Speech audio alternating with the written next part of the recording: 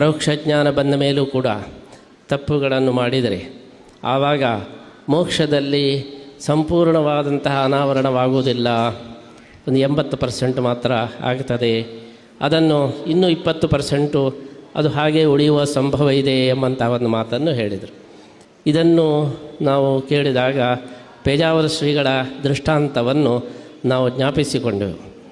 ಪೇಜಾವರ ಶ್ರೀಗಳವರು ವಿಶ್ವೇಶತೀರ್ಥರು ಮೋಕ್ಷದ ಬಗ್ಗೆ ಹೇಳುವಾಗ ಹೇಗೆ ಮೂಸಂಬಿ ಹಣ್ಣು ಇರ್ತದೆ, ಆ ಮೂಸಂಬಿ ಹಣ್ಣನ್ನು ಅದರ ಕವಚವನ್ನು ತೆಗೆದು ಭಗವಂತ ಪ್ರತಿಯೊಬ್ಬರಿಗೂ ಕೂಡ ಹಣ್ಣನ್ನು ಮೋಕ್ಷದ ಸುಖವನ್ನು ತಿನ್ನುವ ಹಾಗೆ ಮಾಡ್ತಾನೆ, ಇದೇ ಮೋಕ್ಷದ ಸ್ವರೂಪ ಅಂಥೇಳಿ ಏನು ಹೇಳಿದರು. ಆ ಒಂದು ದೃಷ್ಟಾಂತದಲ್ಲಿರುವ ಸೂಕ್ಷ್ಮ ವಿಚಾರವನ್ನು ಇವತ್ತು ಶ್ರೀವತ್ಸಾಚಾರ್ಯರು ಹೇಳಿದ್ದಾರೆ. ನಾವು ಏನು ಹೇಳಿದಂದರೆ ಪೇಜಾವರ ಶ್ರೀಗಳವರು ಹೇಳಿದ ಹಾಗೆ ದೇವರು ಅಪರೋಕ್ಷ ಜ್ಞಾನ ಬಂದವರಿಗೆಲ್ಲ ಮೂಸಂಬಿ ಹಣ್ಣನ್ನು ಸುಳಿದು ಕೊಡ್ತಾನೆ. ಆದರೆ ಆಮೇಲೆ ತಪ್ಪು ಮಾಡಿದವರಿಗೆ ಆ ಸೋಳೆಗಳಲ್ಲಿರ್ತಕ್ಕಂಥ ಚಿಕ್ಕ ಚಿಕ್ಕ ಏನು ಕವರ್ ಇದೆ ಅದನ್ನು ಹಾಗೆ ಬಿಡ್ತಾನೆ.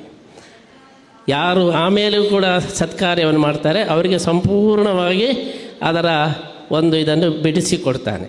ಯಾರು ಆಮೇಲೂ ಸ್ವಲ್ಪ ತಪ್ಪು ಮಾಡ್ತಾರೆ ಒಂದು 20% ತೆಗೆದಿಲ್ಲ, ಹಾಗೆ ಬಿಡ್ತಾನೆ ಎಂಬಂತಹ ಈ ಅಂಶವನ್ನು ನಾವು ಅವರ ದೃಷ್ಟಾಂತದಲ್ಲಿ ನಾವು ನೋಡಬಹುದು.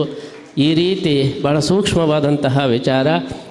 ಅಪರೋಕ್ಷ ಜ್ಞಾನ ಆದ ಮೇಲೂ ಕೂಡ ತಪ್ಪು ಮಾಡಿದರೆ ಅದಕ್ಕೆ ಯಾವ ರೀತಿ, ಯಾಕೆಂದರೆ ಇಷ್ಟರ ತನಕ ನಾವು ಹೇಳಿಕೊಂಡು ಬಂದದ್ದು ಈ ಆವರಣ ಇದ್ದದ್ದರಿಂದ ನಮ್ಮ ಸ್ವರೂಪಾನಂದದ ಅನುಭವ ನಮಗೆ ಬರಲಿಲ್ಲ ಅಂಥೇಳಿ. ಆವರಣ ಹೋದ ಮೇಲೂ ಕೂಡ ಬಾರದೇ ಇರಲಿಕ್ಕೆ ಏನು ಕಾರಣ?